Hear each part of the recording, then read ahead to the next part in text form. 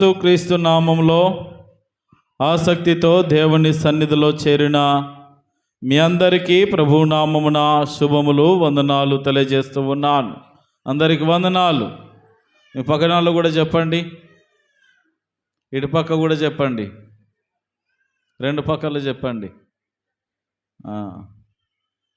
మంచిది. ప్రభునందు ప్రేమణ దోంబిడ్లారా, ఈ రీతిగా మనం అందరము దేవుని సన్నిధానములో సంగముగా కూడి దేవదేవుని నామాన్ని స్మరిస్తూ స్తుతిస్తూ సంతోషముతో ఆరాధించేటటువంటి ఈ మహా గొప్ప ధన్యత ఇచ్చిన దేవదేవునికే మహిమ కలుగునుగాక. దేవుని మహా గొప్ప కృపను బట్టి గడిచిన కాలమంతా మనము కాపాడబడి క్షేమముగా ఉండి దేవుని కృపను పొందుకొని ప్రయాణాల్లో, తలపెట్టిన కార్యాల్లో, చేస్తున్న పనిపాటుల్లో, చదివే చదువుల్లో, ప్రతి విషయాల్లో దేవుడు మనందరికీ తన మహా గొప్ప కృపను ప్రసాదించి నడిపించి ఉన్నాడు. ఈ రోజున మనం అందరము కూడా దేవుని సన్నిధిలో చేరి ఆయన మాటలు వినడానికి సంసిద్ధంగా ఉన్నాము గనుక దేవుడు మనతో మాట్లాడడానికి ఇష్టపడుతూ ఉన్నాడు. పోయిన ఆదివారమున మరి ఇస్సాకు కుమారులైనటువంటి ఏశావు మరియు యాకోబుల గురించి, వారి పుట్టిన విధానమును, వారు పుట్టి పెరిగిన తర్వాత ఒకరు మరి మంచి వేటగాడిగా, పొలంలో పనిచేయువాడిగా, మరి యొక్క వ్యక్తి యాకోబు మరి చక్కగా గొర్రెల్ని కాచే వ్యక్తిగా, ఒక మంచి పనిమంతులు, బుద్ధిమంతులై ఉన్నారు. కాలక్రమేణా మరి ముందుగా చెప్పబడిన ప్రవచన వాక్కు ప్రకారముగా యాకోబుకు ఏశావు మరి తన జ్యేష్ఠత్వపు హక్కును అమ్మివేశాడు. ఆ రీతిగా తను యాకోబుకు దాసుడైనటువంటి సందర్భాన్ని మనం పోయిన ఆదివారమున మనము నేర్చుకొని ఉన్నాం. ఒక్క పూట తిండి కొరకు తనకు కలిగిన ఆశీర్వాదాలను, తనకు కలిగిన బలాన్ని, తనకు కలిగిన గొప్ప స్థితిని అతడు కోల్పోయినటువంటి సందర్భాన్ని మనం చూడడం జరిగింది. ఈ రోజున ఈ ఆదికాండంలో 26వ అధ్యాయాన్ని మనం ధ్యానం చేయబోతూ ఉన్నాం. ఈ 26వ అధ్యాయంలో 5 భాగాలు నేను మీకు నేర్పించాలని ఆశిస్తూ ఉన్నాను. 5 భాగాలుగా ఈ అధ్యాయాన్ని మనము డివైడ్ చేయవచ్చు. మొట్టమొదటిది 1 నుండి 5 వచనాలు. 26వ అధ్యాయములో 1 నుండి 5 వచనాలు మనం గమనించినట్లయితే, మరి కరువు కారణమున ఇస్సాకు గెరారు అనే ప్రాంతానికి వెళ్ళడం మనం ఈ భాగంలో చూస్తాం. రెండవ భాగముగా 6వ వచనము నుండి 11వ వచనం వరకు, చాలా జాగ్రత్త, మీరు బైబిల్ గ్రంథాలు చూస్తూ ఉండాలి చదవగలిగిన వాళ్ళందరూ. 6వ వచనం నుండి 11వ వచనం వరకు గల లేఖన భాగంలో మరి ఇస్సాకు తన భార్యను తిరస్కరించిన వైనం, అనగా తన భార్యను ఇతరుల ముందు భార్య అని చెప్పుకోక చెల్లెలుగా చెప్పుకున్న ఒక చిన్న పొరపాటు అక్కడ మనకు కనబడుతూ ఉన్నది. అంత మాత్రమే కాకుండా ఆ పొరపాటు వలన ఒక అన్యుడైనటువంటి మరి ఫిలిస్తీన్ల రాజు అయినటువంటి ఈ యొక్క ఆ ప్రాంతానికి రాజుగా ఉన్నటువంటి అబీమెలెకు ద్వారా హెచ్చరింపబడ్డాడు. తర్వాత 18వ వచనము నుండి 12వ వచనము నుండి 17 వచనాల వరకు, 12వ వచనం నుండి 17 వచనాల వరకు ఇస్సాకు ఒక గొప్ప ధనవంతుడిగా మరి అంచెలంచెలుగా వర్ధిల్లుతూ ఉన్నటువంటి సందర్భాన్ని ఈ భాగంలో మనం చూస్తాం. తద్వారా ఫిలిస్తీన్లు అందరూ కూడా అతని మీద అసూయ కలిగి ఉంటారు. తర్వాత 4వ భాగాన్ని గమనిస్తే 18వ వచనము నుండి 25వ వచనం వరకు, 4వ భాగము 18వ వచనము నుండి 25వ వచనాన్ని మనం గమనిస్తే, ఇస్సాకు మరి బావులు తవ్వుతున్న ప్రతిసారి కూడా దేవుడు తనను ఆశీర్వదిస్తున్న ఆ సందర్భాలను మనము చక్కగా చూస్తాం. చివరిగా 26వ వచనం నుండి 25వ వచనం వరకు మనం గమనిస్తే 26వ వచనం నుండి 25 వచనాల వరకు గల లేఖన భాగమును మనము గమనించినట్లు 33 అంతే కదా, 33 వరకు 26 నుండి 33 వరకు మనం చూస్తే అబీమెలెకు ఇస్సాకుతో ఒక ఒడంబడిక చేసుకున్నాడు. ఒకప్పుడు ఈ అబీమెలెకే మా ప్రాంతంలో ఉండొద్దు, నువ్వు బయటకు వెళ్ళిపో, గెట్ అవుట్ అన్నాడు. ఎప్పుడైతే ఇస్సాకు వర్ధిల్లుతూ ఎదుగుతూ ఉన్నాడో, దేవుని కృపలను పొందుకుంటూ దేవుని ఆశీర్వాదాల మధ్యలో బ్రతుకుతున్నాడో, ఆయనే కాళ్ళ బేరానికి వచ్చి, నాయనా నీకు దండం పెడతా, మళ్ళీ నీ జోలికి రాను, దయచేసి నన్ను నా వాళ్ళను నువ్వేమి చెయ్యొద్దు అని కాళ్ళ బేరానికి వచ్చిన మరి ఒక ప్రమాణము చేసుకునేటటువంటి సందర్భాన్ని మనం ఈ భాగంలో చూస్తాం. చివరిగా 6వదిగా మనం జ్ఞాపకం చేసుకుంటే మరి ఇది 2 వచనాలు 34-35 వచనాల్లో ఏశావు భార్యల గురించిన ఒక చిన్న ప్రస్తావన ఇందులో మనం చూస్తాం. ఈ రీతిగా మరి ప్రధానంగా 5 భాగాలు. ఇంకా చివరిగా మనం జ్ఞాపకం చేసుకుంటే ఏశావు భార్యలది అదొక సన్నివేశం కనుక మొత్తం 6 భాగాలుగా ఈ అధ్యాయాన్ని విభజించవచ్చు. ప్రేమణ దోంబిడ్లారా జ్ఞాపకం చేసుకుందాం. ఇప్పుడు ఇస్సాకు వివాహము చేసుకున్నాడు, దేవుడు తనకు గర్భఫలం ఇచ్చాడు, 2 కుమారులు పెరిగి పెద్దయ్యారు, సంతోషం బాగా ఉన్నది. మరి తాను ఉన్నటువంటి ప్రాంతములో కరువు వచ్చినందున, ఈ కరువు అనే సందర్భం మరలా అబ్రహాము జీవితంలో కూడా వచ్చింది కదండి. అబ్రహాము ఎప్పుడైతే దేవునికి లోబడి దేవుని చిత్తానుసారముగా దేవుని అడుగు జాడల్లో నడుచుకుంటూ వెళ్తా ఉన్నాడో, ఆ క్రమంలో మరి అబ్రహాము ఉంటున్నటువంటి ప్రాంతంలో గొప్ప కరువు వచ్చిందని మనం విన్నాం, నేర్చుకున్నాం. ఆ కరువు నుండి మరి తప్పించుకోవడానికి ఐగుప్తుకు వెళ్ళి చాలా తిప్పలు పడ్డాడు. ఇప్పుడు ఎగ్జాక్ట్గా అచ్చం అలాంటి కరువే ఇస్సాకు నివసిస్తున్నటువంటి ప్రాంతంలో కూడా వచ్చింది. ఇక ఈ పరిస్థితుల మధ్యలో ఇస్సాకు కూడా సేమ్ అలాగే అబ్రహాము ఎలాగైతే ఆలోచన చేశాడో, మా ప్రాంతంలో కరువు ఉన్నది కనుక నేను వేరే ప్రాంతానికి వెళ్తాను, ఐగుప్తునకు వెళ్తాను అని ఐగుప్తు మీద ధ్యాస పెట్టడం జరుగుతూ ఉన్నది.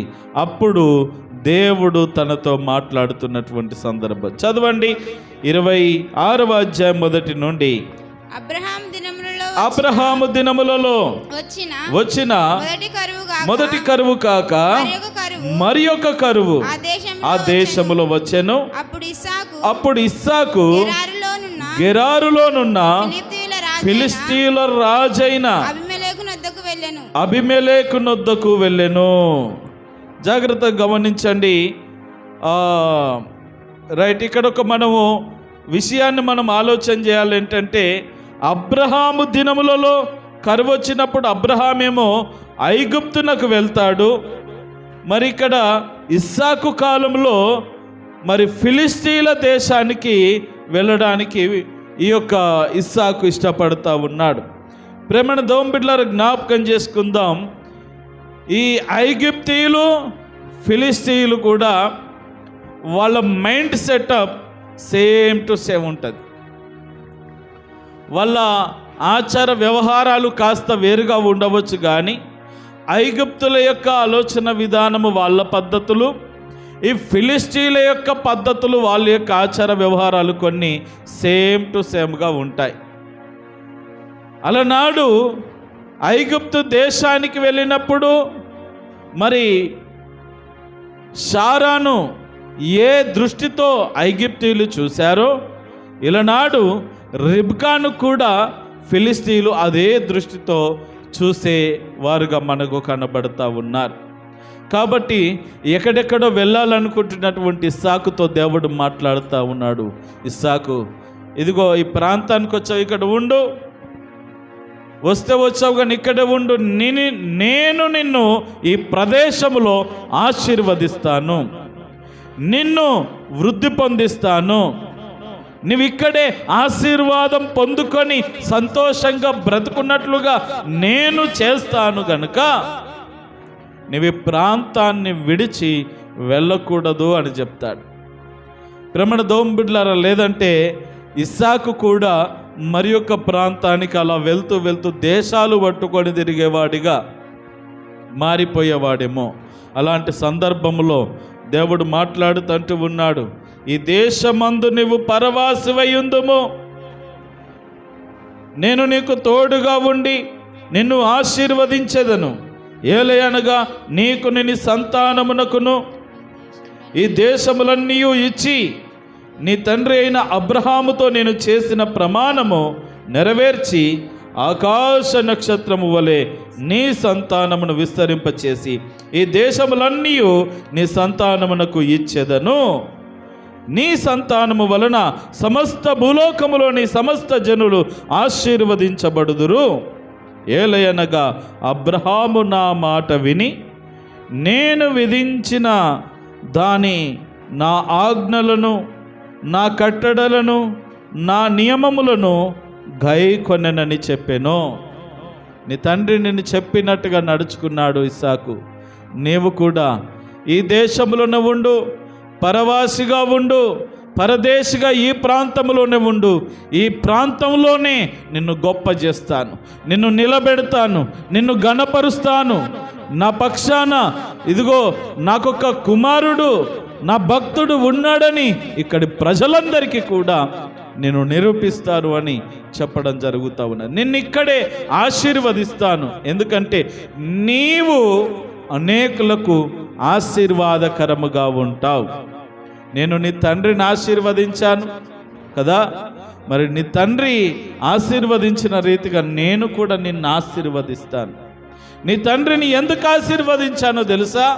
ఆయన నా మాట విన్నాడు, నా ఆజ్ఞల్ని పాటించాడు, నేను నియమించిన నియమముల ప్రకారముగా ఆయన బ్రతికాడు. ఇప్పుడు నీవు కూడా అలా చేస్తే తప్పకుండా నేను ఆశీర్వదిస్తాను ఇస్సాకు అని చెప్తా ఉన్నాడు. ఈ రోజున ఆశీర్వాదాలు పొందుకోవాలనంటే ఆషామసి కాదు. అందరు చెప్పండి, ఆశీర్వాదాలు ఆషామసి కాదు, ఊరికే వచ్చేటటువంటివి కావు. అందుకని మనము జ్ఞాపకం చేసుకోవాలి ప్రేమణ దోంబిడ్లారా. ఈ రోజుల్లో చాలామంది ఆశీర్వాదం పొందుకోవాలనుకుంటారు కానీ అవి చిటికేస్తే రావాలనుకుంటారు. ఇలా చిటికేస్తే ఆశీర్వాదం రావాలి, మనం ప్రార్థనకు రాకపోయినా ఆశీర్వాదాలు రావాలి, మనము దేవుని స్తుతించకపోయినా ఆశీర్వాదాలు రావాలి, మనం మందిరంలో అడుగు పెట్టకపోయినా ఆశీర్వాదాలు రావాలి అనేటటువంటి కోణంలో మనం ఆలోచన చేస్తూ ఉన్నాం. ఒక మాట వ్రాయబడినది, సింహపు పిల్లలు లేమి గలవై ఆకలి గొనునేమో గాని తన యందు భయభక్తులు గలవారికి దేవుడు ఏ మేలు కూడా కొదవలేకుండా చేస్తాడంట. తన యొద్దకు వచ్చువారిని ఆయన ఏమాత్రము కాదు వద్దు అని చెప్పేవాడు కాదు. మరి రోజున మనం ఎలా ఉన్నాం, మన పరిస్థితి ఏంటి ఒకసారి జ్ఞాపకం చేసుకుందాం. ప్రేమణ దోంబిడ్లారా, ఆలోచన చేద్దాం. ఆశీర్వాదము ఇస్సాకు పొందుకున్నాడు అని మనము ముందు ఉన్నటువంటి వచనాల్లో మనం చూస్తాం. ఎందుకు అంత గొప్పగా దేవుడు ఇస్సాకును ఆశీర్వదించాడు అనంటే, ఒకటి మొట్టమొదటి కారణం ఏంటంటే అతడు అబ్రహాము కుమారుడు. అబ్రహాము ద్వారా ఆటోమేటిక్గా కొన్ని ఆశీర్వాదాలు ఇస్సాకు కూడా వస్తాయి. అదే క్రమంలో ఇస్సాకు కూడా అబ్రహాము వలె దేవునికి లోబడినవాడు, దేవుని మాట విన్నవాడు, దేవుని ఆజ్ఞల ప్రకారము, నియమములు చట్టముల ప్రకారముగా నమ్మకముగా జీవించిన వ్యక్తి కనుక ఇస్సాకు ఆశీర్వదించబడ్డాడు అనే ఆత్మీయ సత్యాన్ని మనం గుర్తెరగాలి. దేవునికి మహిమ కలుగునుగాక. హల్లెలూయా. హల్లెలూయా. ప్రేమణ దోంబిడ్లారా, 2వ భాగంలో మనం జ్ఞాపకం చేసుకున్నట్లయితే 6వ వచనం నుండి 11వ వచనంలో ఇస్సాకు గెరారు ప్రాంతంలో దేవుని మాట ప్రకారం ఆ ప్రాంతం నుండి ఎక్కడికి వెళ్ళకుండా అక్కడే స్టాప్ అయి అక్కడే నివాసం ఉంటూ ఉన్నాడు. ఆ చోటి మనుషులు అతని భార్యను చూచి ఆమె ఎవరని అడిగినప్పుడు అతడు ఆమె నా సహోదరి అని చెప్పెను. ఎందుకనగా రిబ్కా చక్కనిది, ఆమె కొరకు ఆయనను చంపుతారనేటువంటి భయము చేత అలా చెప్పాడు. అక్కడ తండ్రి ఏ అబద్ధమైతే ఆడాడో ఇక్కడ కొడుకు కూడా అదే అబద్ధాన్ని చెప్తా ఉన్నాడు. తన భార్యను భార్య అని చెప్పుకోలేక తన చెల్లెలు అని చెప్పుకుంటూ ఉన్నారు. మరి అక్కడ సంప్రదాయాలు, కొంచెం చరిత్ర మనం పరిశీలన చేస్తే చాలా విచిత్రంగా ఉంటుంది. ఒకవేళ నా భార్య అని కనుక ఇస్సాకు చెప్పాడు అనుకోండి, అతన్ని చంపేసి ఆమెను తీసుకెళ్ళిపోతారు, ఇంకో వివాహం చేసుకుంటారు. అది అక్కడి కొన్ని చట్టాలు ఆ రీతిగా ఉన్నాయి అప్పటి పరిస్థితుల్లో. ఒకవేళ చెల్లెలు అని తెలిస్తే ఇక భార్య అయితే ఖచ్చితంగా చంపేసి తీసుకెళ్ళిపోతారు, వాళ్ళకి ఆ హక్కులు ఉన్నాయి. చెల్లెలు అని తెలిస్తే అంత పెద్ద సమస్య ఉండదు. కాబట్టి ఇస్సాకు కూడా అప్పుడు తండ్రి అయిన తన తండ్రి అబ్రహాము ఎలాగున్న చెప్పాడో ఇక్కడ కూడా తన చెల్లెలుగా రిబ్కాను వారికి పరిచయం చేశాడు. మరి అన్నా చెల్లెలు అన్నప్పుడు ఆ బంధం వేరు, భార్యాభర్తల బంధం వేరు. ఈ అబీమెలెకు మరి తన కోటలో నుండి ఒకరోజు ఆ కిటికీలో నుండి చూస్తున్నప్పుడు వీళ్ళిద్దరూ భార్యాభర్తలుగా సరసమాడుట కనబడింది. ఇదేంది, వీళ్ళు అన్నా చెల్లెలు కదా, అతను నాకు ఆ అమ్మాయి తన చెల్లెలని చెప్పాడు కదా, వీళ్ళేంటి ఒక భార్యాభర్తల్లాగా సరసమాడుతూ ఉన్నారనేసి వాళ్ళను పిలిపించాడు. ఏంటయ్యా, ఆమె నీ భార్యనే కదా? అవునండి. మరి ఎందుకు అబద్ధం చెప్పావు? ఆమె నిమిత్తం ఒకవేళ నన్ను చంపుతారేమో అని భయపడి అలా చెప్పానండి అని ఇస్సాకు చెప్పినప్పుడు అప్పుడు వెంటనే అబీమెలెకు, మరి చూడండి, దేవుడు తన ప్రజల గురించి మరి ఇతర ప్రజలకు గొప్ప భయాన్ని కలుగజేశాడు రోజుల్లో. అబ్రహాము జీవితంలో జరిగినటువంటి సన్నివేశం ప్రపంచమంతటా పాకిపోయింది. ఏమైందో మనందరికి తెలుసు కదా. ఫిలిస్తీన్ అయినటువంటి ఆ రాజు, ఐగుప్తులో ఉన్నటువంటి రాజు మరి శారమ్మను తన ఇంట్లో పెట్టుకుంటాడు. అయితే జ్ఞాపకం చేసుకోవాలా,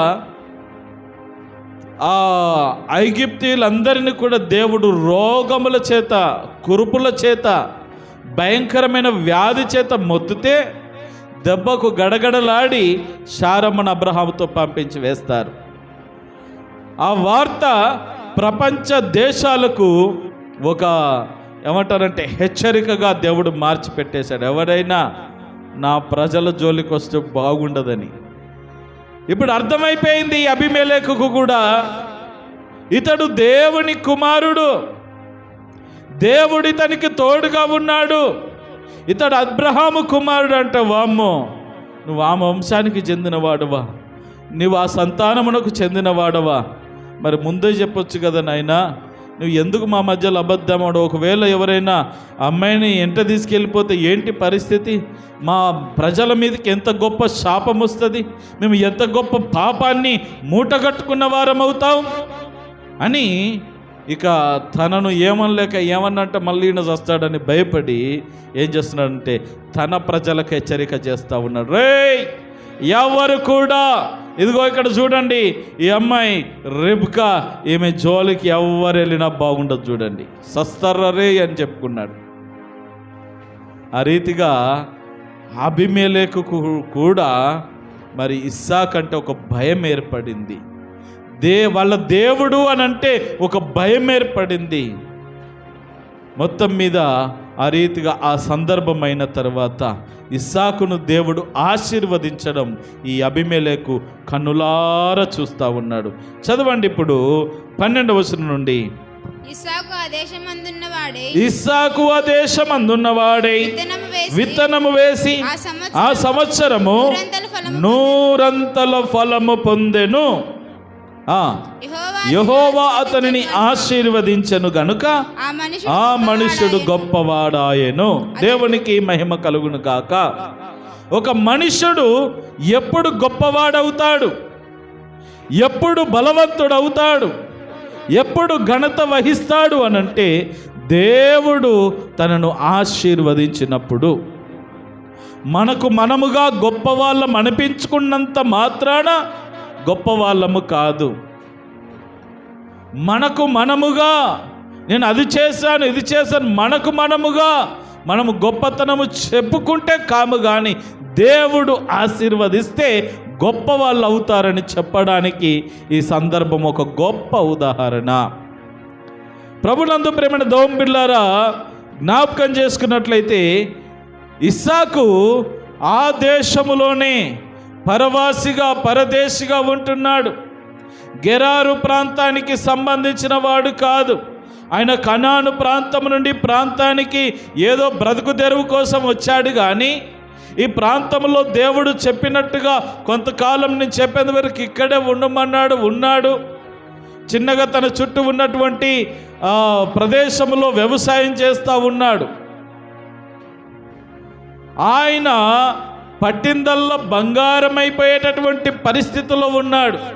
ఒక్క మాటలో చెప్పాలంటే ఆ ప్రదేశంలో నీళ్ళ కరువు ఉన్నది. అలనాడు మరి అబ్రహాము బావులు తవ్వించాడు. ఐగుప్తులో కొంతకాలం ఉన్నప్పుడు బావులు తవ్వించాడు. తర్వాత ఈ ప్రాంతానికి కూడా అబ్రహాం వచ్చినప్పుడు బావులు తవ్వించాడు.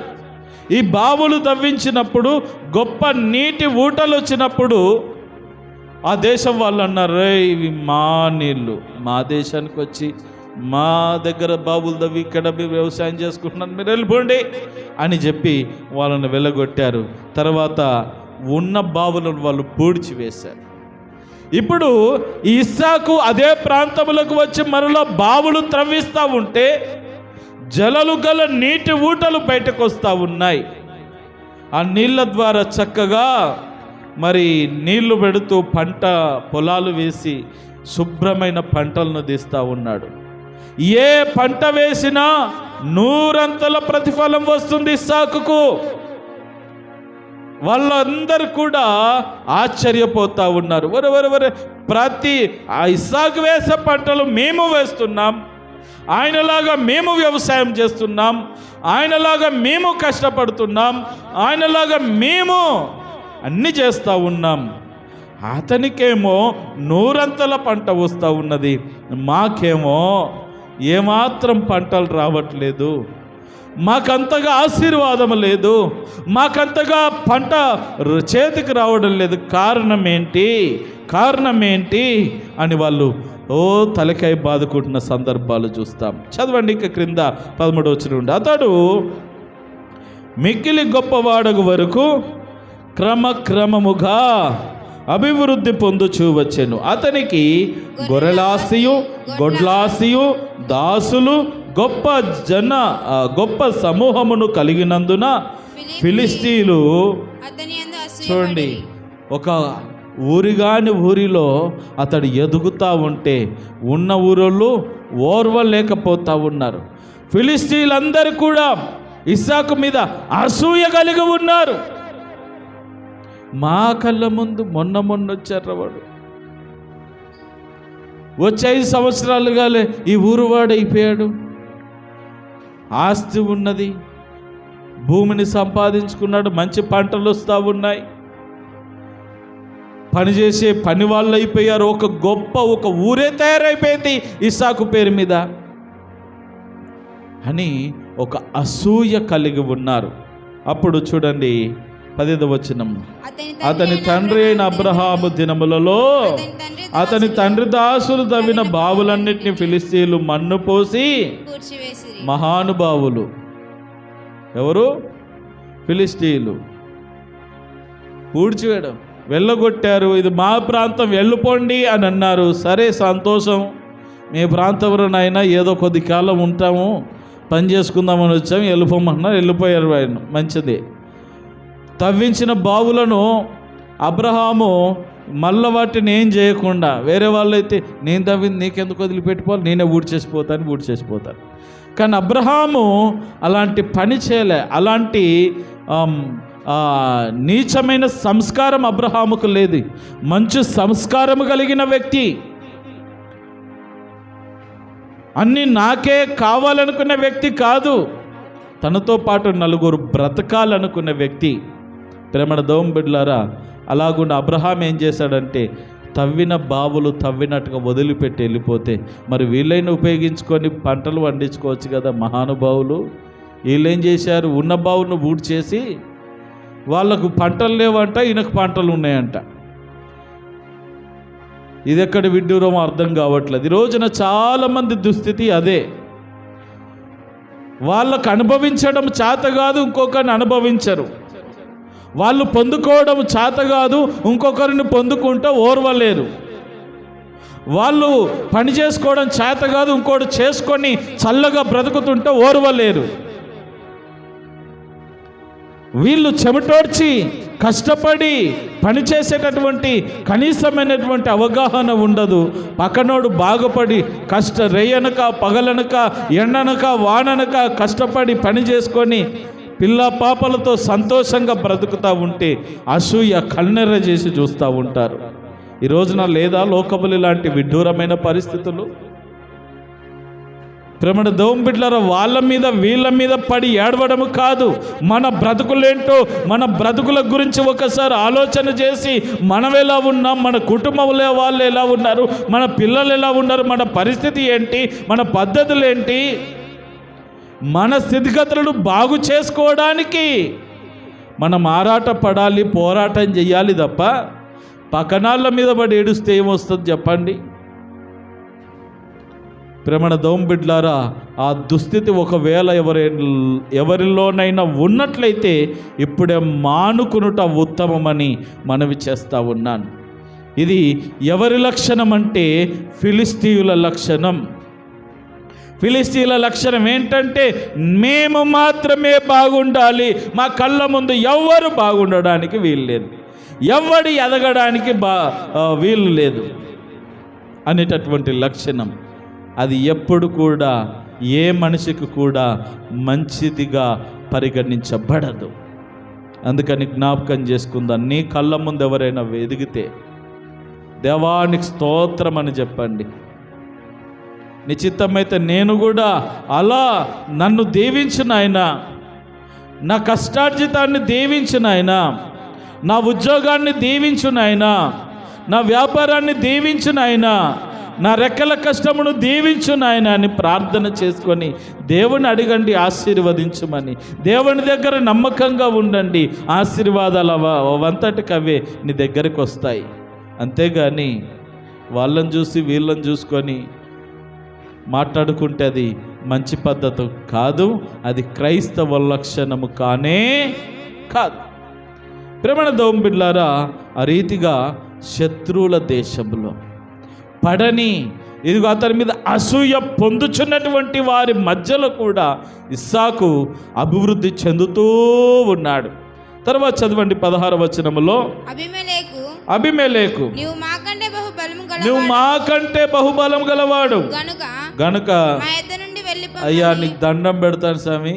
ఈ అబీమెలెకు తన ప్రజలను కాపాడుకోవడానికి ముందుగా ప్రకటన చేశాడు, ఎవరు కానీ ఇస్సాకు జోలికి కానీ ఇస్సాకు భార్య జోలికి కానీ రావడానికి వీలు లేదని తన ప్రజలను హెచ్చరించుకున్నవాడు. ఇప్పుడు తను మంద ఏమంటారు, పశువుల మంద పెరుగుతుంది, మనుషుల మంద పెరుగుతూ ఉన్నది. ఇస్సాకు పనోళ్ళు పెరుగుతూ ఉన్నారు, వందలు పదుల సంఖ్యలుగా మారిపోతూ ఉంటే ఒక పట్టణముగా మారిపోతూ ఉన్నది ఇస్సాకు రాజ్యం. ఇతడు గొప్పవాడై మమ్మల్ని ఎక్కడ దొక్కేస్తాడో అనే భయము చేత అబీమెలెకు తన దగ్గరికి వచ్చి అబీమెలెకు అంటూ ఉన్నాడు, ఇస్సాకు నువ్వు మాకంటే గొప్పవాడి అయిపోతున్నావయ్యా, నువ్వు మా దగ్గర ఉండడానికి వీలు లేదు. ఒకవేళ తర్వాత మీరు అందరూ కలిసి నువ్వు మంచోడు కానీ మీ దగ్గర ఉన్న వాళ్ళు ఒకవేళ పొరపాటున మమ్మల్ని దొక్కేశారనుకోండి, ఏంటి పరిస్థితి? దయచేసి ఈ ప్రాంతాలను విడిచి వెళ్ళిపో అని అన్నారు. ప్రేమణ దోంపిడ్లారా, జ్ఞాపకం చేసుకుందాం. దేవుడు చెప్పిన ప్రకారంగా ఏ వ్యక్తి చేస్తాడో ఆ వ్యక్తి ఎక్కడ ఉన్నా దేవుని ఆశీర్వాదాలకు పాత్రుడు అని చెప్పడానికి నిదర్శనం ఎవరయ్యా అంటే ఇస్సాకు. ఉన్న ప్రదేశంలో బాగున్నది, నీళ్లున్నాయి, పంటలు వస్తున్నాయి, పాడి పశువులున్నాయి, పశువుల మందలున్నాయి, కావలసిన ధనం ఉన్నది, ధాన్యం ఉన్నది, కావలసిన పని వాళ్ళు ఉన్నారు. ఇప్పుడు ఇస్సాకు పోటీ పెట్టుకుంటే నువ్వేంటయ్యా నన్ను అనేది? కావాలంటే యుద్ధానికి రా, నువ్వు నేను తెలుసుకుందాం అనగలిగిన సామర్థ్యము కూడా ఇస్సాకున్నది. కానీ ఇస్సాకు ఆ ఆప్షన్ తీసుకోలేదు, అవకాశం తీసుకోలేదు. సర్లేండి వెళ్ళిపోతానని పక్కకి వెళ్ళిపోయాడు. రైట్, చదవండి.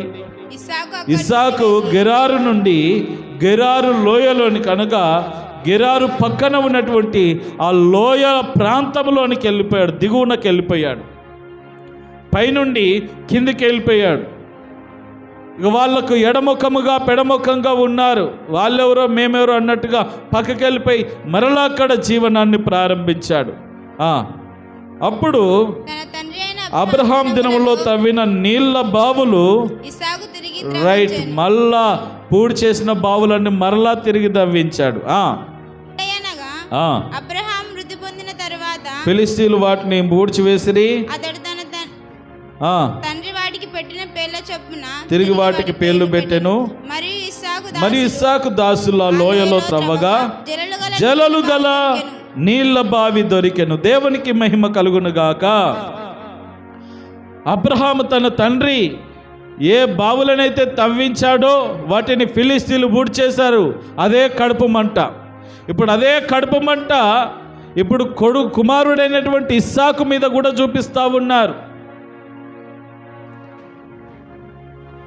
అప్పుడు ఆ కడుపు మంటతోనే ఉన్న బావులను బాగా మరి చక్కగా నీళ్ళు ఊరేటటువంటి బావులను పూడ్చి చేసుకున్న దుర్మార్గమైన చర్యలు ఫిలిస్తీన్లో ఉన్నాయి. ఇప్పుడు మరలా అదే ప్రాంతానికి వెళ్ళాడు. అక్కడ ఎవరు లేరు, కానీ దేవుని కృపను బట్టి ఆ ప్రాంతానికి వెళ్ళినప్పుడు తన తండ్రి తవ్వించిన తర్వాత పూడి చేసిన బావులను గుర్తించి మరలా తవ్విస్తే జలలు గల నీటి ఊటలు బయటకు వచ్చాయంట. దేవునికి స్తోత్రం, హల్లెలూయా. వాళ్ళు అనుకుంటున్నారు అబీమెలెకు మమ్మల్ని కాదని, ఇప్పుడు చూద్దాం, మా ప్రాంతంలోకి వస్తే నీకు ఇంత గొప్ప ఆశీర్వాదం కలిగింది కదా, మా ప్రాంతంలో పంపిస్తాను, ఇప్పుడు ఎలా వర్ధిల్లుతావో చూస్తాను. ఇప్పుడు దేవుడు చూపిస్తూ ఉన్నాడు, మరలా అందరికీ పరిచయం చేస్తూ ఉన్నాడు. ఇస్సాకు ఎక్కడ ఉన్నా ఆశీర్వాదం తన పక్కనే ఉన్నట్టుగా చూపిస్తూ ఉన్నాడు. దేవునికి స్తోత్రం. ఇంకో మాట 20వ వచనం చదవండి. అప్పుడు గెరారు కాపరులు, మరలా గెరారు కాపరులు కొంతమంది వచ్చారు ఇస్సాకు దగ్గరికి.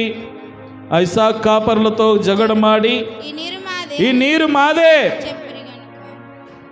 అని చెప్పిరి గనుక వారు తనతో కలహించినందున అతడు ఆ బావికి ఏషేకు అని పేరు పెట్టెను. వారు మరి యొక్క బావి తవ్వినప్పుడు దాని కొరకు జగడమాడిరు గనుక దానికి షిత్నా అని పేరు పెట్టెను. అతడు అక్కడి నుండి వెళ్ళి మరి యొక్క బావి తవ్వించెను. దాని విషయమే వారు జగడమాడలేదు గనుక అతడు ఇప్పుడు యెహోవా మనకు ఎడమ కలిగి చేసి ఉన్నాడు గనుక ఈ దేశమందు అభివృద్ధి పొందుదాం అనుకొని దానికి రహెబోతు అనే పేరు పెట్టాడు. దేవునికి స్తోత్రం కలుగును గాక. చూడండి, సమస్యలు చూడండి, ఎదుగుతున్నప్పుడే ఒదుగు అనేటటువంటిది మన జీవితంలో ఉండాలి. అనవసరమైనటువంటి ఆరాటాలకు మనం పోకూడదు అనడానికి ఇది ఒక నిదర్శనం. ఇక్కడ పైన గెరారులో ఉన్నప్పుడు అబీమెలెకు వద్దయ్యా మా ప్రాంతాన్ని వెళ్ళిపోమన్నాడు. పక్కకు వచ్చేసాడు ఇస్సాకు.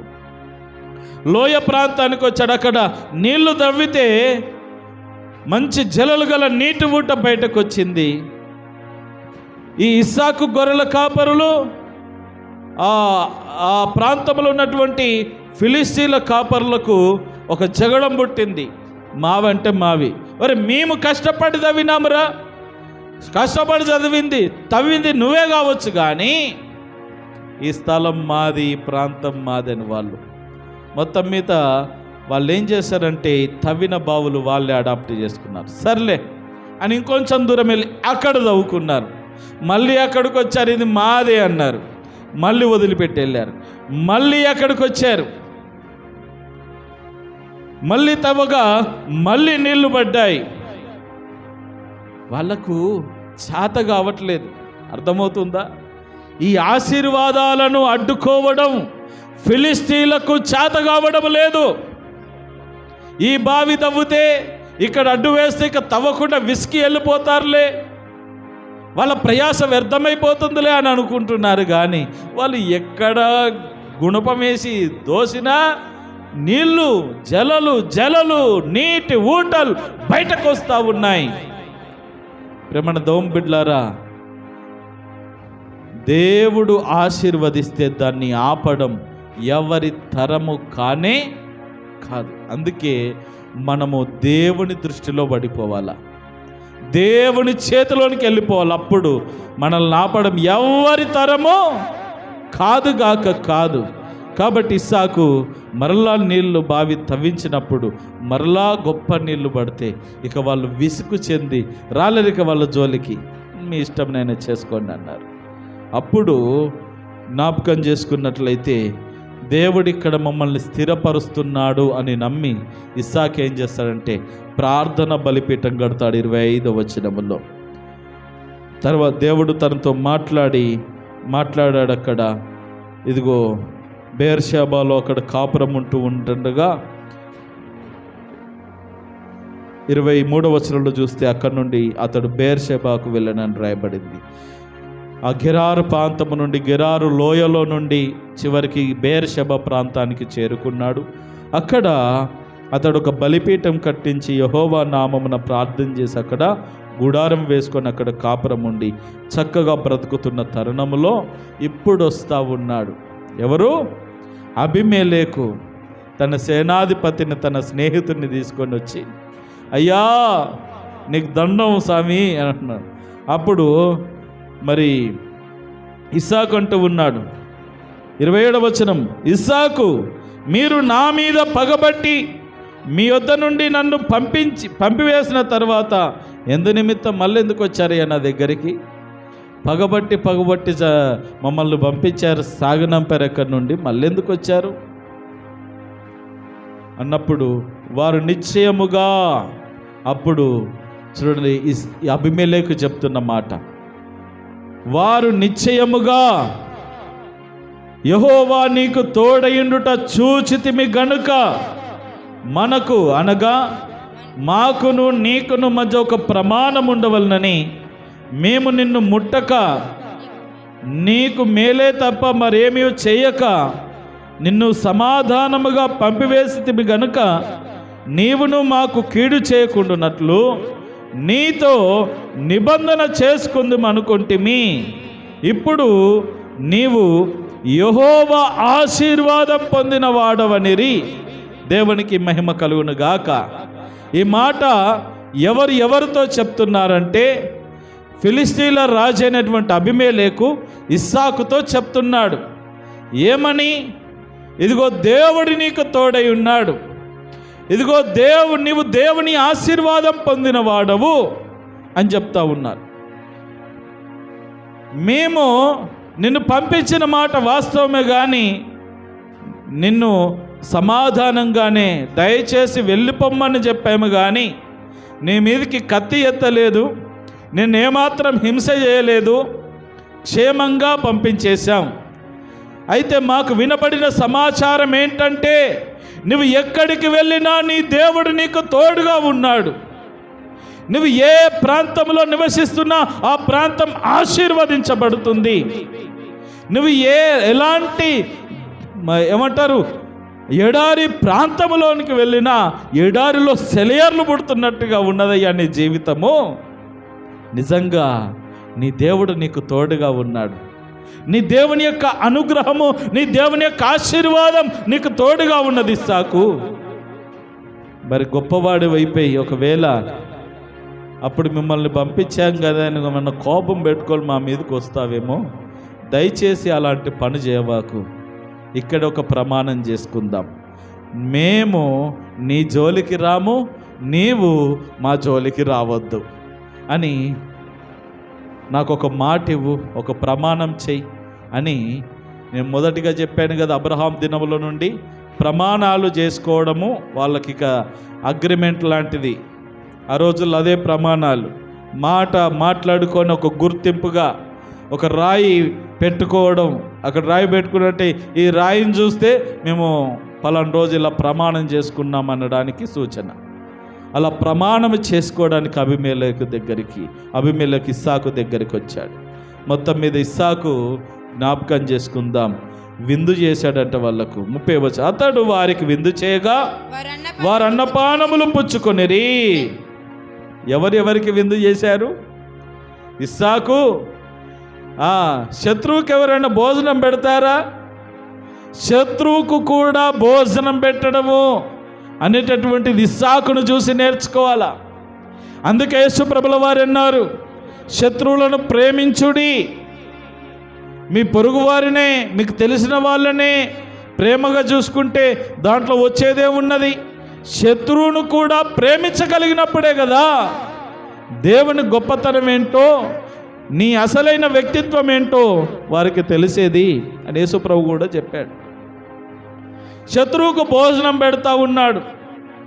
అబీమెలెకు రాగానే, ఎవరో మళ్ళీ నా దగ్గరకు వచ్చినా, మమ్మల్ని పంపించడానికి వచ్చావా అని మరలా కత్తి తీసుకొని పోలే ఇస్సాకు. ఏంటయ్యా పగబెట్టుకొని పంపించేశారు, మళ్ళీ ఎందుకు వచ్చావంటే విషయం చెప్పాడు. నువ్వు దేవుని దీవెన పొందుకుంటున్నావయ్యా, ఇక మేమేం చేయలేము, ఇక నిన్ను బాధ పెట్టలేము, నీ ఇష్టం ఉన్న నాళ్ళు ఇక్కడ ఉండు, ఎక్కడికైనా వెళ్ళు, ఏమన్నా చెయ్యి, ఇదంతా నీదే, కానీ మా జోలికి, మా ప్రజల జోలికి నువ్వు రావద్దు. మేము కూడా నిన్ను కానీ నీ వారిని కానీ ఎవరిని ఏమనం, ఇది ప్రమాణం చేసుకుందామని వచ్చామండి అన్నప్పుడు ఆ రాత్రి వాళ్ళకి గొప్ప విందు చేయించి తెల్లారి ప్రమాణాలు చేసుకొని వారిని సాగనంపాడు. ప్రేమణ దోంబిడ్లారా, ఇలాంటి సమాధాన స్థితి మనలో ఉన్నదా? సమాధాన స్థితి ఉన్నదా? అందుకే ఇక్కడ చూస్తాం కదా, సమాధాన పరుచువారు ధన్యులు ఉన్నదా? వారు దేవుని కుమారులనబడుదురు. సమాధాన పరిచే వాళ్ళు ఎవరు? సమాధాన పరిచే వాళ్ళు దేవుని కుమారులు. దేవుడు సమాధానకర్త, ఆయన కుమారులు కూడా సమాధాన పడాలి. కొన్నిసార్లు సమాధానం మన జీవితంలో కరువైపోతూ ఉన్నది. నేను ఏదైనా చేస్తాను కానీ వాడిని మాత్రం నేను క్షమించా, ఆమెను మాత్రం నేను క్షమించా. సమాధానము లేని చోట దేవుని సన్నిధి ఉండదు. ఇస్సాకు జీవితంలో సమాధానం ఉన్నది, ఐక్యత ఉన్నది, కలుపుకునే తత్వం ఉన్నది.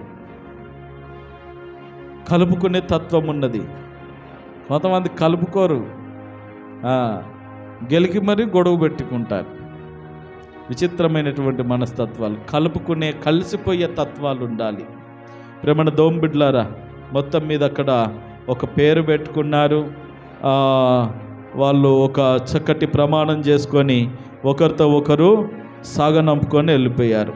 రైట్, 32 వచనం చదవండి ఒకసారి. ఆ దినమందే ఇస్సాకు దాసులు వచ్చి తాము త్రవ్విన బావిని గూర్చి అతనికి తెలియజేసి, మాకు నీళ్లు కనబడినవి. ఆహా, సమాధాన పడిన తర్వాత చూడండి, మనం నిజంగా ఒక వ్యక్తిని మనస్ఫూర్తిగా క్షమిస్తే ఇంకా గొప్ప దీవెనలు మనం పొందుకుంటాం. సమాధాన స్థితిని కలిగి ఉంటే ఇంకా ఎక్కువ దీవెనలను మనం పొందుకుంటాం. ఇక్కడ మనం జ్ఞాపకం చేసుకున్నట్లయితే ఇస్సాకు ఇక్కడ అబీమెలెకుతో సమాధాన పడ్డాడో లేదో, దాసులు పరిగెత్తుకొని వచ్చి, అయ్యా రాత్రంతా ఆ బావి దవ్వాం, నిన్న నుండి ప్రయాసపడ్డాం, ఇదిగో ఈ రోజున జలాలు కలిగిన నీటి ఊట బయటకు వచ్చింది అని చెప్పినప్పుడు ఎంత సంతోషమో. ఈ రీతిగా ఇస్సాకు తన జీవన ప్రయాణాన్ని కొనసాగిస్తూ, తన భక్తి జీవితాన్ని కొనసాగిస్తూ ఉంటుండగా ఏశావు గురించి ఒక మాట వ్రాయబడింది. ముగింపులో ఒకసారి చదువుకుందాం. 34-35 వచనాలు. ఏశావు 40 సంవత్సరములుగా వాడైనప్పుడు హిత్తీయుడైన బెయేరి కుమార్తెయగు యహూదీతును హిత్తీయుడైన ఏలోను కుమార్తెయగు బాషెమతును పెళ్లి చేసుకునెను. ఈ మాట note this point your honour. వీరు ఇస్సాకును రిబ్కాకును మనోవేదన కలుగజేసిరి. మన దోంబిళ్ళ జ్ఞాపకం చేసుకుందాం. ఇదంతా ఇస్సాకు రిబ్కా మధ్యలో జరిగిన, ఆ కుటుంబం మధ్యలో జరిగిన సన్నివేశం. ఇవన్నీ విషయాలు జరుగుతున్నప్పుడు యాకోబు ఉన్నాడు, ఏశావు కూడా ఉన్నాడు. ఇక యాకోబు గురించి ఎందుకు ప్రస్తావించబడలేదు అని అంటే, ఇక 27వ అధ్యాయం నుండి మొత్తం యాకోబు చరిత్రనే వస్తుంది. ఇక ఇంకో అధ్యాయం 27వ అధ్యాయం 1 ఇస్సాకు మనకు కనబడతాడు. తర్వాత ఇస్సాకు కంటే ఎక్కువగా మనకు యాకోబు కనబడతా ఉంటాడు. ఇస్సాకు చరిత్ర ఇక్కడ మనకు స్టాప్ అయిపోతూ ఉంటుంది. ఇప్పుడు ఏశావు గురించి 2 వచనాల్లో వ్రాయబడినవి. ఏశావు పెళ్లి చేసుకున్నాడు. 40 సంవత్సరాలు అయినప్పుడు పెళ్లి చేసుకున్నాడు.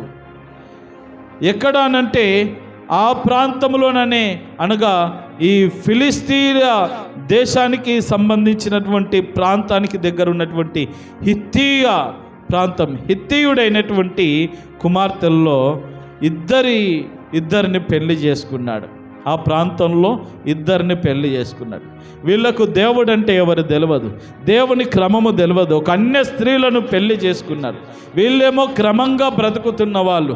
పొద్దున్న లేస్తే ప్రార్థన, పొద్దున్న లేస్తే దైవ ధ్యానం, చక్కగా ప్రార్థన పూర్వకంగా వారి పనులు ప్రారంభిస్తూ ఉంటే, వాళ్ళేమో మరి విచ్చలవిడి జీవితానికి అలవాటు పడినటువంటి వారిని ఏశావు పెళ్లి చేసుకొని ఉన్నాడు.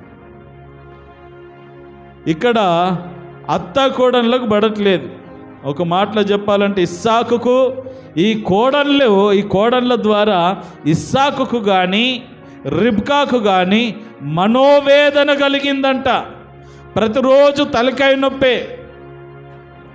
ఈ రోజున జ్ఞాపకం చేసుకోవాలా, ఇస్సాకేమో ఎక్కడ చూసినా సమాధానముగా దేవుని కుమారునిగా, ఇదిగో ప్రజలందరూ ఎవరు చూసినా ఇతడు నిజంగా దేవుని కుమారుడు, దేవుడు తనకు తోడుగా ఉన్నాడు, దేవుడు తనను ఆశీర్వదిస్తున్నాడు అని లోకమంతా తెలుసుకుంటా ఉంటే, లోకమంతా కూడా తనను గణపరుస్తూ ఉంటే, ఇదిగో ఇంటిలోనే ముళ్ళు, ఇంటిలోనే చేడు, ఇంటిలోనే మరి ఒక ఘోరమైనటువంటి దుర్భరమైన స్థితి సాక్ష్యము చెడగొట్టే విధముగా ఉంటూ ఉన్నారు మరి ఏశావు యొక్క భార్యలు. వీరిద్దరు కూడా అన్య స్త్రీలు. అందుకే అబ్రహాము చేసిన మంచి పని ఏంటంటే, ఈ ప్రదేశంలో ఉన్న అమ్మాయి కాకుండా మా ప్రాంతానికి వెళ్ళి తీసుకురావాలని అబ్రహాం కోరాడు. దాని కొరకే. తర్వాత యాకోబు విషయంలో మనం చూస్తాం. రిబ్కా 27వ అధ్యాయంలో చెప్తా ఉంటుంది, నీవు ఇక్కడ అమ్మాయిల్లో ఎవరిని పెళ్లి చేసుకోకూడదు, ఇదిగో మా అన్నగారు మీ మేనమామ గారి దగ్గరికి వెళ్ళి అక్కడికి వెళ్ళి నువ్వు అక్కడనే పెళ్లి చేసుకో, ఇక్కడ అమ్మాయిలు ఎవరిని చేసుకోకూడదు. ప్రేమణ దోంబిడ్లారా, కుటుంబము కట్టబడాలంటే కుటుంబంలో అందరూ సమాధానము కలిగి ఉండాలి. ఈనాటి అత్త కోడళ్ళు ఎవరైనా సరే, కోడలి స్థానంలో ఉన్నవాళ్ళు మరి ఎవరు రూతులాగా ఉండాలి, నయోమి లాంటి అత్తలు కలిగి ఉండాలి. అత్తలు అయినటువంటి వారు నయోమి గుణలక్షణాలు కలిగి ఉండాలి. ఇక్కడ చూడండి, రిబ్కా ఇస్సాకు మంచి వాళ్ళే కానీ వచ్చిన కోడళ్ళ ద్వారా వీళ్ళకు చాలా మనోవేదన, హృదయవేదన ప్రారంభించబడింది. ఈ రోజున మనం జ్ఞాపకం చేసుకుందాం. మరి మన కుటుంబంలో పరిస్థితులు ఏంటి? ఎందుకు ఈ మాటలు మనము నొక్కి వక్కానించి చెప్పుకోవాలంటే, వివాహము చేసుకుంటప్పుడు ప్రేమణ దౌంబిడ్లారా, మొట్టమొదట మీరు చూడవలసింది ఏంటంటే, అబ్బాయి కానీ అమ్మాయి కానీ మందిరానికి వెళ్తారా లేదా, వాళ్ళు నమ్మారా, ప్రభుని నమ్మారా, బాప్తిసం తీసుకున్నారా, దైవ క్రమంలో కరెక్ట్గా ఉన్నారా? అలాంటి వాళ్ళను చూసుకోండి.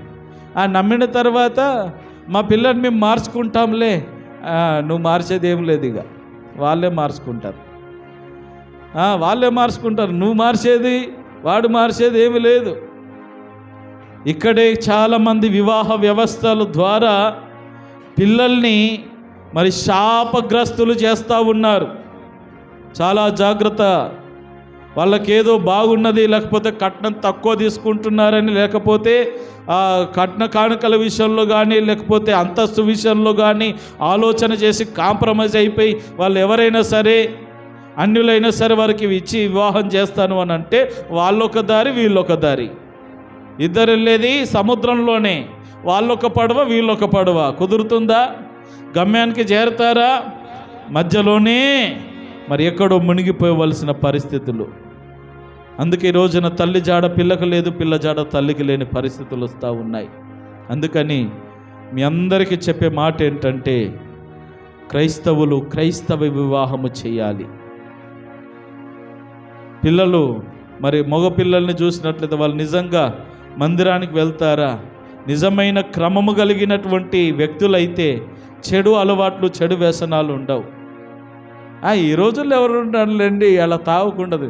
ఎందుకు లేరు? చూస్తే కదా, ఎవరినో పట్టుకొని ఏదో చేసి మనమేమి అసలు ఒళ్ళంచకుండా పని చేయాలన్నట్టుగా మారిపోయింది. సంబంధాలు చూసే విషయంలో కూడా సరైనటువంటి ఆరా తీయకుండా, సరైనటువంటి ఎంక్వైరీ చేయకుండా, ఎవరి మాటనో నమ్మేసి కనీసమైనటువంటి విచక్షణ జ్ఞానాన్ని కోల్పోయి ముడివేసుకొని ఈ రోజున మరి కుటుంబం అంతటికి పీకల మీద ముడేసుకున్న పరిస్థితులు వస్తూ ఉన్నాయి.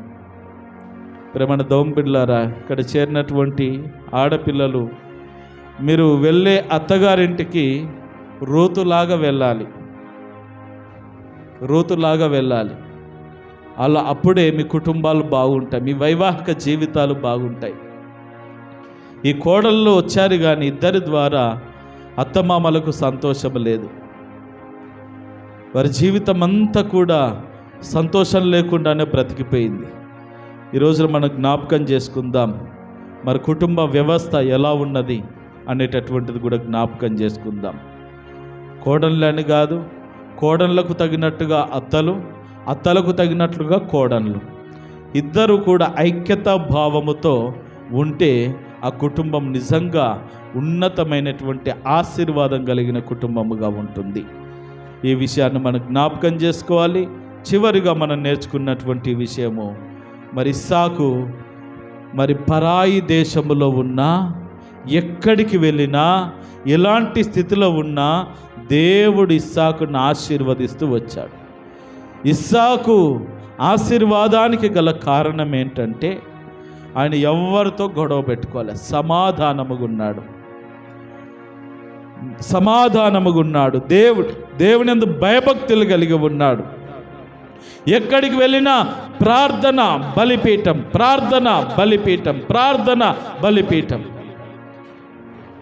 తండ్రి అడుగు జాడల్లో నడిచాడు, దేవుని శాసనాలు పాటించాడు. అందుకని ఎక్కడికి వెళ్ళినా ఆశీర్వాదం. జలలు గల నీటి ఊట బయటకు వచ్చినట్లుగా అతని సాక్ష్యము కూడా పొంగి పొర్లిందండి. అన్యులు వచ్చి నిజంగా దేవుడు నీకు తోడుగా ఉన్నాడండి, నిజంగా దేవుడు నిన్ను ఆశీర్వదించాడని మనము చెప్పుకోవడం కాదు. ఒక తెలియని వ్యక్తులు, నీవంటే పడని గిట్టనటువంటి వాళ్ళు వచ్చి నువ్వు నిజంగా గొప్పవాడవు, నీ దేవుడు గొప్పవాడంటే ఎంత ఘనత.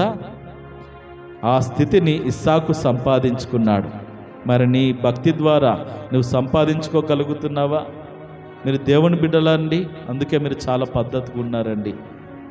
నిజంగా మీరు దేవుని ప్రజలు కాబట్టి ఇలాగున్న దేవుడు మిమ్మల్ని ఆశీర్వదిస్తున్నాడని సాక్ష్యం మీ ద్వారా ఎవరికైనా వినబడుతుందా, కనబడుతుందా? ఇస్సాకు గురించి వినబడింది, కనబడింది. అందుకే అతన్ని అప్రిషియేట్ చేస్తున్నారు. తనను బట్టి దేవుణ్ణి కూడా స్తుతిస్తూ ఉన్నారు. ఈ రోజున మనము కూడా ఎక్కడ ఉన్నా, ఎలాంటి పరిస్థితుల్లో ఉన్నా ఇస్సాకు వలె ఉందుముగాక. ఇస్సాకు వలె సమాధానము కలిగి, ఇస్సాకు వలె దైవ చిత్తానుసారముగా, ఇస్సాకు వలె తండ్రి అడుగుజాడల్లో నడుస్తూ, ఇస్సాకు వలె సమాధాన స్థితిని కలిగి మన జీవిత యాత్రను, విశ్వాసపు యాత్రను కొనసాగించుదుముగాక. దేవుడట్టి కృపతో మిమ్మల్ని అందరినీ నింపి నడిపించునుగాక. తలలు వంచండి, కళ్ళు మూసుకోండి, ప్రార్థన చేసుకుందాం. ప్రతి ఒక్కరు కూడా తలలు వంచండి, కళ్ళు